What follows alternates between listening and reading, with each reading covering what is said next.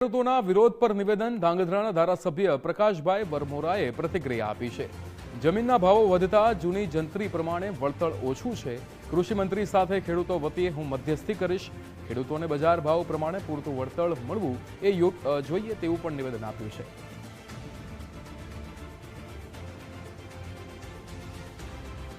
રૂપિયા 3 ગણા 4 ગણા ભાવો વધ્યા છે।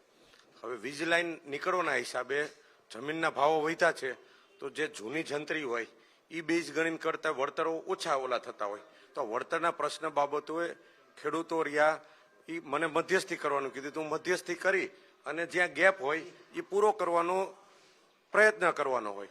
એટલે બીજો કોઈ આમાં કંઈ વિષય નથી। જ્યાં જે ગેપ છે એ સોલ્વ કરવાનો અને સમાધાન થાય, અને વિકાસ એ સતત ચાલતી પ્રક્રિયા છે। આટલું મોટું ગુજરાતનો જે વિકાસ થઈ રહ્યો છે, તો વિકાસ માટે સતત કામ ચાલતી હોય, જ્યાં ગેપ હોય એ મિસમેચિંગ હોય એ જોડવાનું કામ હોય।